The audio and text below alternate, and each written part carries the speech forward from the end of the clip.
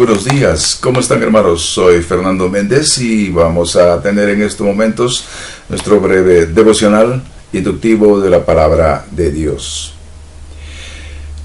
Hoy día estamos 24 y vamos a leer brevemente en Lucas capítulo 4, versículo 16. Lucas 4, 16 y unos versículos más hacia adelante. Esto lo acabo de realizar ahora y por lo tanto va a ser fresco. Leo en la versión Reina Valera 60 el siguiente texto. Dice así: vino a Nazaret, donde se había criado, y en el día de reposo entró en la sinagoga, conforme a su costumbre, y se levantó a leer. Ahí voy a omitir el texto que leyó y lo que dijo. Ustedes saben que es el Salmo 66, y lo que dijo es: el Espíritu está sobre mí, etc. Y entonces la gente que estaba ahí en la sinagoga decían: ¿no es este el hijo de José? Y añadió y le dijo a la gente: de cierto os digo que ningún profeta es acepto en su propia tierra. Lucas 4, 16. Y algunos versículos más. El título de este devocional es: nadie es profeta en su tierra.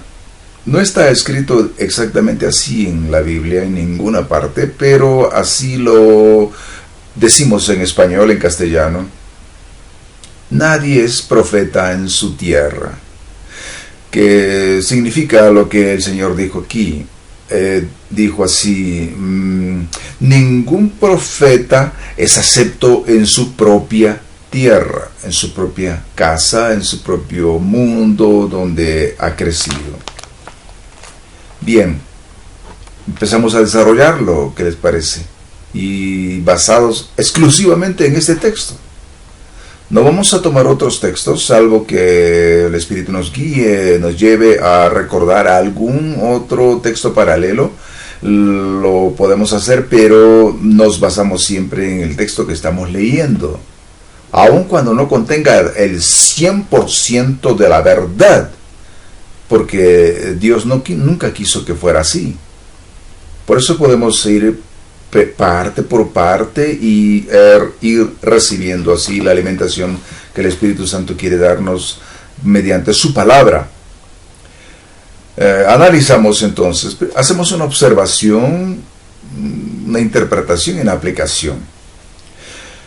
Después de su bautismo, recordemos que antes de esto él fue bautizado por Juan el Bautista en el río Jordán, cumpliendo así con un mandato del Antiguo Testamento y un ritual que no tenía por qué hacerlo. Y esto contradice la opinión de algunos que el bautismo salva. Entonces Jesucristo necesitaba ser salvado por el bautismo, lo cual deja de lado, anula tal herejía.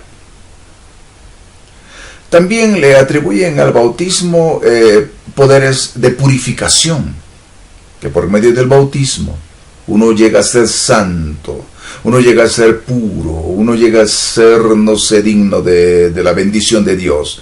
Entonces Jesucristo no era santo y necesitaba ser santificado por el agua del bautismo. Y eso lo echa por tierra, ¿verdad? Bueno, el bautismo tiene bastantes prejuicios. Y el acto mismo de que Jesucristo fuera bautizado nos da a entender que muchos de esos conceptos son erróneos. Algunos son realmente herejía. Algunos creen que el bautismo salva. Entonces Jesús necesitaba ser salvado. No me digas. Bueno, luego de ese bautismo en agua, El Espíritu Santo lo guió al desierto para que sea tentado durante 40 días y 40 noches. Y al regresar, Jesús empezó su ministerio. Y empezó en los lugares donde él conocía. Muchos siempre nos recomiendan eso. Y ahora les voy a decir por qué no siempre es la mejor estrategia. Él dijo, empieza en tu Jerusalén, después en tu Judea, después en tu Israel y después el resto del mundo, ¿verdad? ¿Dónde debes empezar? En tu pueblo, en tu casa, en tu región, con tu gente, en tu barrio, en tu iglesia. Y así lo hizo el Señor. Bueno, estaba en el río Jordán, que está relativamente cerca de Jerusalén.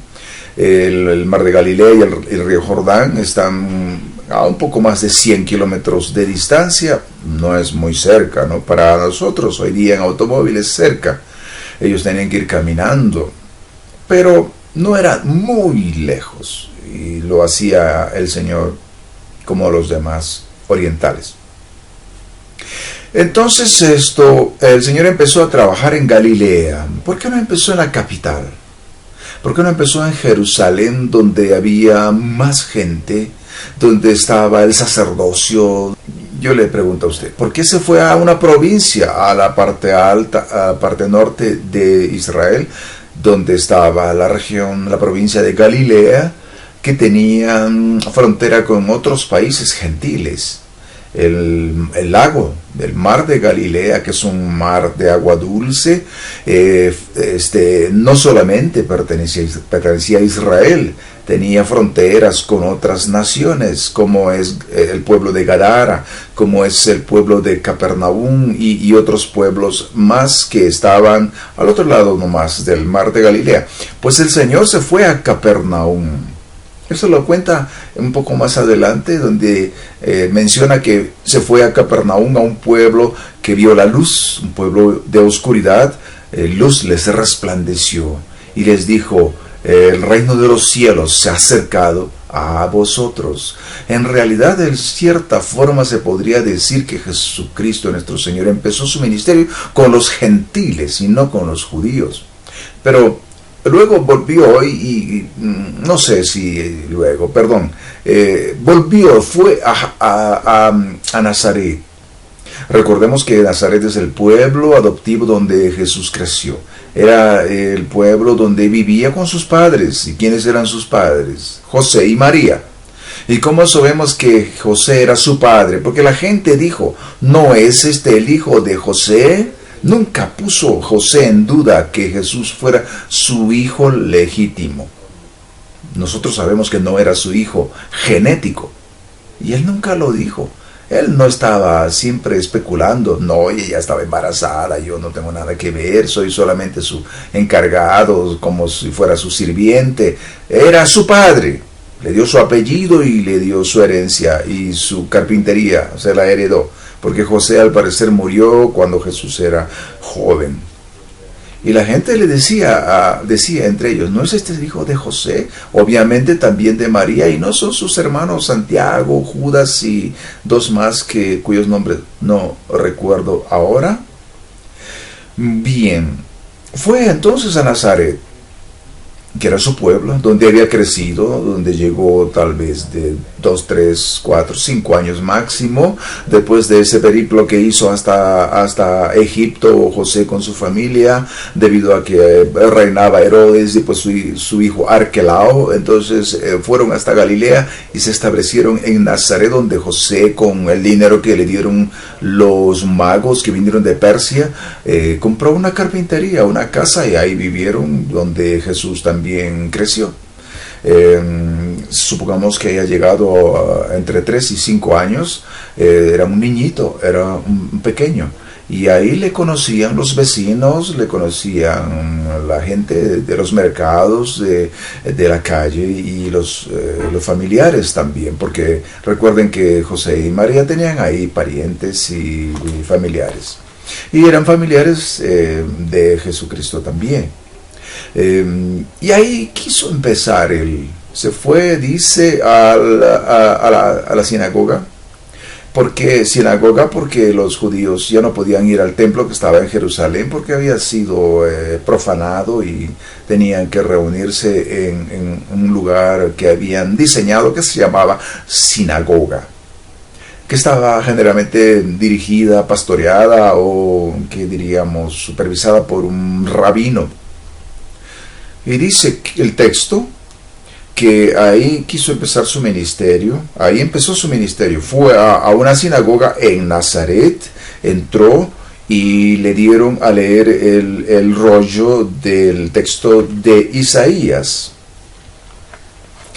Y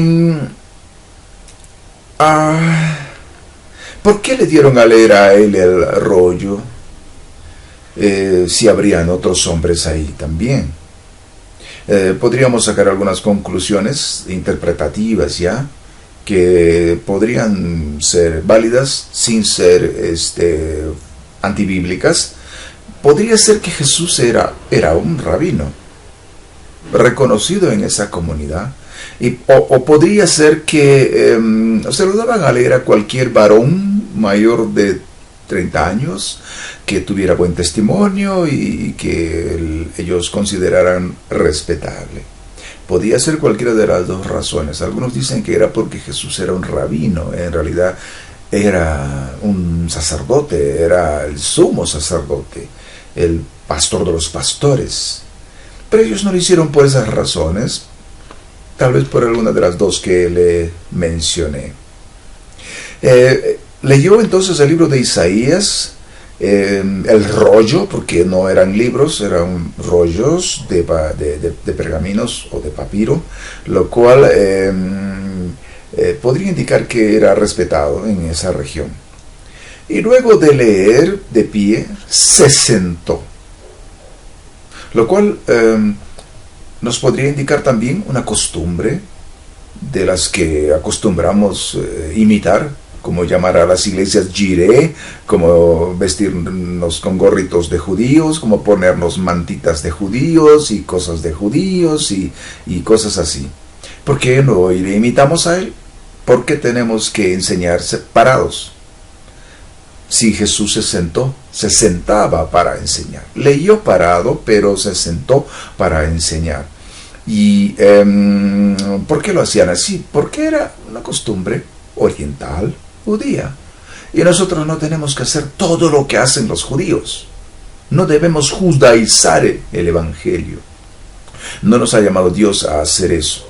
Nosotros tenemos la influencia europea y norteamericana de la cultura anglosajona, de Inglaterra, Suiza y de Alemania y de España. Y Francia también.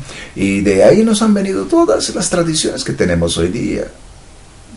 Y no son necesariamente bíblicas, pero no son malas. Bueno, lo cierto es que yo les digo, Jesús enseñó sentado. Y sigo indicando aquí. Jesús, después de leer el texto de Isaías 66, lo aplicó directamente a su persona y a su vida y a su ministerio. Y era un texto bien complejo y tremendamente profético, porque él dijo, el Espíritu está sobre mí y me ha enviado, ya saben ustedes, a predicar el Evangelio del año agradable de Dios, a liberar a los cautivos, a sanar a los enfermos, etcétera, etcétera, etcétera. Eso ahora se ha cumplido delante de ustedes. Está diciendo, se cumple en mi vida.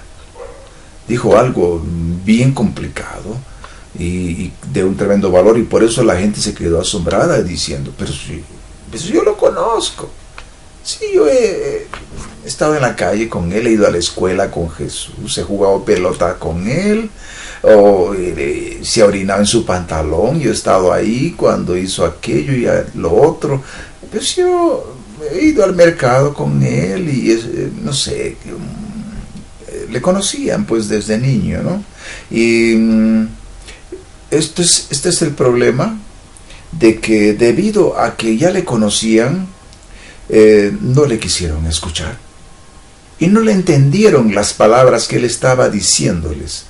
Un oriundo de este pequeño pueblo llamado Nazaret, y sería llamado en el futuro Nazareno, será el que traerá al mundo salvación y libertad. Toda esta profecía que el Espíritu está sobre mí, es decir, sobre su propia persona, sale de aquí, de Nazaret. Deberían considerarlo seriamente, pero ellos lo menospreciaron y lo dejaron pasar. Casi como con burla, ¿no? Diciendo, o sea, ¿de qué cosa habla este? Si yo le conozco, si eres el hijo de José, es mi vecino, y hemos hecho travesuras tal vez. No sé si Jesús hacía travesuras, pero tal vez como niño habría hecho alguna gracia. Era un niño alegre, sano y normal como cualquier otro. Así, hoy, también aplicando, la lectura o predicación de la Biblia puede ser perjudicada e infructuosa en los que reciben, en los que leen, en los que escuchan, en los oyentes que conocen al predicador. Y se inclinarán más a menospreciar ese mensaje que a tomarlo como de Dios. Pensarán que no vale la pena, que es algo sin importancia. Lo que diga no tendrá el mismo efecto. Y así estarán también menospreciando la palabra de Dios y estarán perdiéndose las bendiciones, porque el texto también dice en otro lugar que el Señor Jesús no pudo hacer muchos milagros ahí debido a la incredulidad de ellos. Quiere decir que Nazaret se perdió el tremendo privilegio de ver a un conciudadano, a un miembro de la comunidad nazarena de hacer tantos milagros como los hizo en Capernaum, un pueblo gentil. Nazaret no vio muchos milagros y tampoco recibió la palabra de Dios. Jesús no regresaba a Nazaret a vivir, a dormir, no. Se iba a otros lugares a vivir con otras personas que eran amigos, que eran queridos por él. Como no de la región, pero de Magdala, por ejemplo, a María, a Marta, a Lázaro y a otros más que le hospedaban y le daban el trato que él necesitaba como persona, ¿no? El texto también dice que Jesús fue a la sinagoga conforme a su costumbre. Así dice el texto. Y usted dirá, está mal traducido, el original no dice eso. Pues yo me fui al original, al griego, y así dice. No existe otra traducción. Dice costumbre. ¿Y qué es una costumbre? Ahora lo vamos a ver. Es un hábito o una disciplina personal que adquirimos voluntariamente y que realizamos regularmente por largo tiempo y quizás por toda la vida. No iba a la iglesia, a la sinagoga solo cuando quería o cuando las condiciones eran muy favorables para él, o estaba entusiasmado, o no tenía otra cosa mejor que hacer. No, era su costumbre ir a la sinagoga el día de reposo, como lo hacía todo buen judío. Si Jesús lo hacía como una costumbre disciplinada, personal, ¿por qué nosotros también no hacemos lo mismo?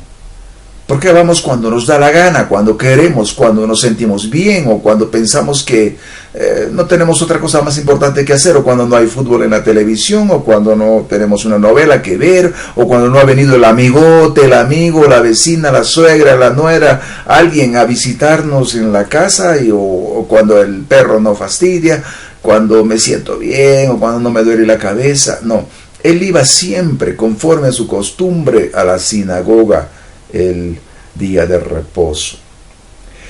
Costumbre también indica una práctica formal constante, que algunos podrían decir, se volvió religioso, ¿no? No, el Señor nos está dando un modelo acá, y que no tiene nada que ver con lo que yo crea o con lo que tú creas. La Biblia dice así, que Él era constante.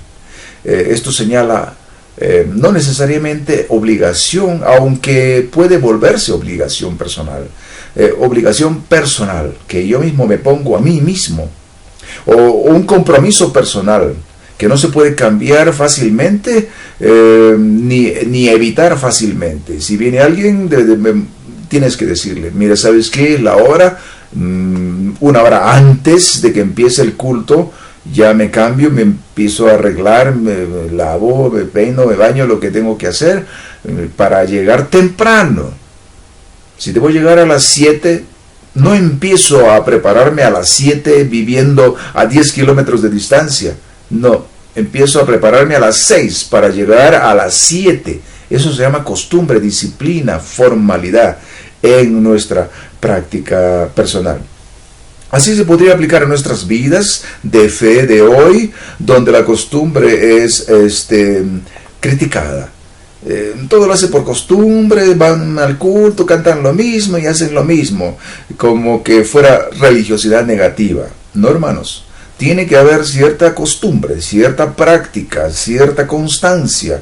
Y eso también se puede aplicar a la lectura de la palabra de Dios, que debemos hacerlo diariamente y regularmente, nos sintamos bien o nos sintamos mal, porque sin disciplina personal no hay crecimiento. Sin constancia y costumbre de asistir al templo tampoco habrá crecimiento, porque no seremos tampoco responsables.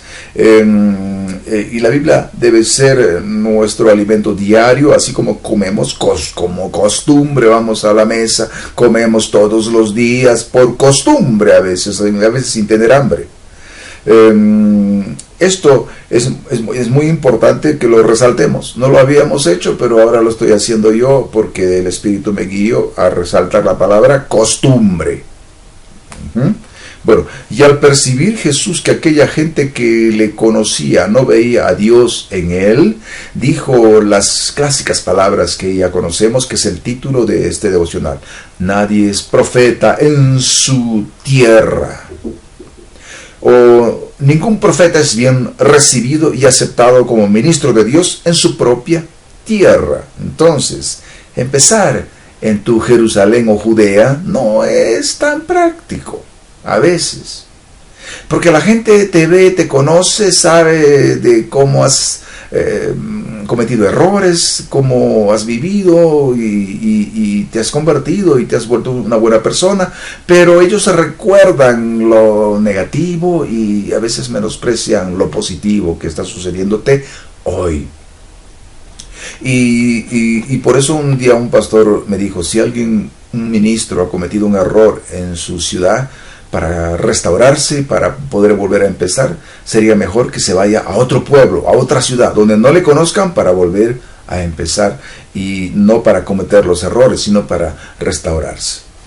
Siempre lo será, como el niñito que fue al crecer, que cometió errores, que era simple como ellos, y de pronto aparece como el maestro. Se cree iluminado ¿Quién se cree? ¿No? Y la gente no nos escucha, no nos permite, y los milagros no fluyen, la palabra no llega a ser tan potente como debería por causa de ese prejuicio. Y eso el Señor Jesús lo dijo claramente. No pudo hacer muchos milagros ahí. En nuestra propia iglesia a veces no va a ser posible. Pero no es una norma tampoco, no está diciendo nunca, sino está diciendo sucede con frecuencia, ¿no? Sucede con frecuencia así. Este texto confirma que José era considerado como el padre de Jesús y no le quitó la gloria a Dios por ser su padre.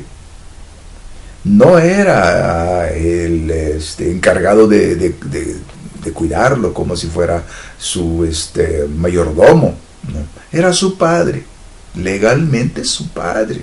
Lo había inscrito seguramente en la municipalidad, pero nosotros sabemos que fue concebido por obra del Espíritu Santo, que él era hijo de Dios, su padre era Dios, y José, un hombre fiel, fue un instrumento para que Dios hiciera su obra sin quitar la gloria. Actuó como padre y le dio a Jesús dignidad, le dio respeto, y nadie dudó nunca de su origen. Y eso es vital, importante para nuestro servicio a Dios también. A veces tenemos que hacer cosas que al mundo no le importa, no le interesa. Debemos darle lo que Dios quiere que se les dé, y decirle lo que Dios quiere que se les diga, y que crean lo que Dios quiere que crean, aun cuando nosotros sepamos que tal vez no somos lo que Dios está diciendo que seamos. Como en este caso, no estaba fingiendo José, realmente era el padre. Algunos dirían, ¿sería el padre adoptivo? No, porque no lo adoptó. ¿Ser el padre encargado? Tampoco es la palabra. Realmente era su padre, y dejémoslo ahí, humano y legal, ¿no? Y quizá por eso sería mejor hacer lo que hizo Jesús: salir de ese lugar de Nazaret e ir a servir a Dios en otros sitios. Se fue ahí cerca nomás a Galilea. Estaban a unos cuantos kilómetros para nosotros. Ahora sería cerca para ellos, era una caminata tal vez de un día, ¿no? Y trabajó por el río Jordán, y a veces iba a Jerusalén, pero más trabajó al principio en Galilea, donde empezó a escoger a sus apóstoles. Ahí es donde pescó a Juan y Andrés, su hermano, y les dijo: y serán pescadores de hombres. Y para terminar, Jesús les dijo 2 ejemplos de rechazo a grandes profetas, para ilustrar esta palabra de que no me reciben porque nadie que es un profeta es bien aceptado en su pueblo. Por ejemplo, Elías y Eliseo les hizo recordar lo que está escrito en el Antiguo Testamento, y les dijo así: en ese tiempo, durante aquella hambruna, habían muchos pobres y muchas viudas, muchas viudas y pobres durante aquella crisis por la sequía que estaba sucediendo. Pero Elías no fue enviado a todas las viudas, ni siquiera a una viuda judía. Fue enviada a una mujer, una viuda de Sarepta, que está en una región no judía y que era gentil, hasta donde sé. Perdónenme si no estoy en la exactitud, pero yo entiendo por el contexto que el Señor estaba diciéndole: voy a tener que ir a donde gente que no es de mi pueblo, porque mi pueblo no me quiere recibir. Y por eso predicar hoy que Dios va a salvar, a conquistar a todo un pueblo, a todo el país, a todo el barrio, a toda la iglesia, a toda la denominación, es una falacia. A veces escucho: Dios va a salvar todo Lima, todo Buenos Aires, o toda la calle, toda la manzana. Habían muchas viudas y solamente fue enviada donde una viuda. Cuando Dios quiere hacer algo y quiere hacerlo con uno nomás lo hará. Bastará, esa será la obra de Dios, no será salvar a todas las viudas del mundo que habían en ese lugar. De esta manera Jesús dijo: el Evangelio y las bendiciones eternas son para todos, para cualquiera, pero si no lo quieren recibir, se lo pierden ellos, se lo pierden ustedes. Y el que lo quiera recibir sin prejuicios ni dudas, éste lo recibirá. Tú lo recibirás, y cualquiera, no alguien especial, ni porque sea judío, porque sea de Capernaum. Incluso los menos dignos.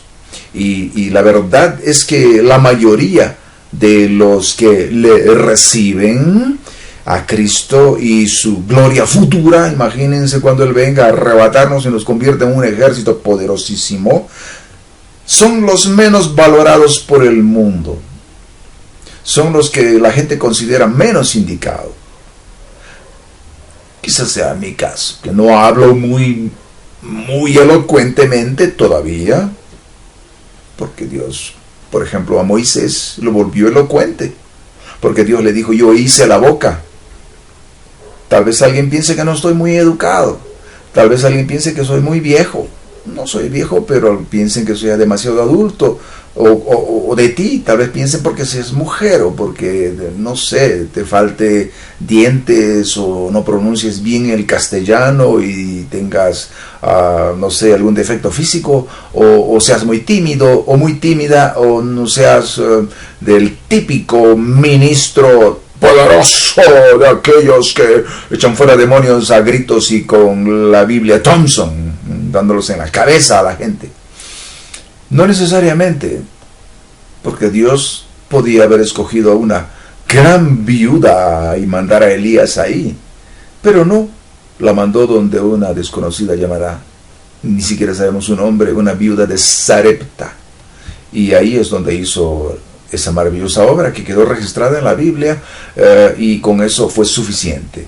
Bien, esa es el devocional de hoy día. Quisiera reflexionar con ustedes una aplicación de todas las palabras, pero no me va a dar tiempo. Lo que sí podemos decir es esto, es que si en tu tierra no te reciben, no te preocupes, porque hay otras tierras que sí te van a recibir. Si has estado trabajando en un solo lugar y no produces fruto porque la gente te conoce y no puedes ministrarles, vete a ministrar a otra gente que sí te reciba y que no te juzgue porque no te conocen. Pero siempre, claro, con un buen testimonio. También podríamos decir que, como José, si Dios nos dice, sé el padre, hagamos lo que Dios dice, no lo que dice la gente, o lo que dice la norma, el reglamento, o lo que dice la mayoría. Hagamos lo que Dios dice, porque eso es lo perfecto y lo correcto. También podemos hacer cultos sentados y en círculo, como hacían ellos. Ellos se sentaban en cojines, nosotros tenemos sillas. No necesariamente tenemos que estar siempre de pie, o levantando las manos. No hay normas, hermanos. Las normas las inventamos nosotros. Y se sentaban porque eran judíos, porque eran orientales. Nosotros no nos vamos a sentar en cojines porque no somos orientales, somos occidentales. Tenemos más influencia europea que judía. Pero podemos cambiar algunas cosas si queremos, si deseamos. El culto puede ser de costado, puede ser de frente, de la manera que Dios nos guíe, como Él sea glorificado. Y podría terminar también con la palabra costumbre. No olvidemos esto, que seguir a Cristo también es un acto de disciplina, no de costumbre, sino de disciplina, porque costumbre en castellano significa una cosa superficial, sin importancia, que no nos afecta, lo hacemos casi sin ganas. No, costumbre en el contexto original está indicando una práctica valiosa.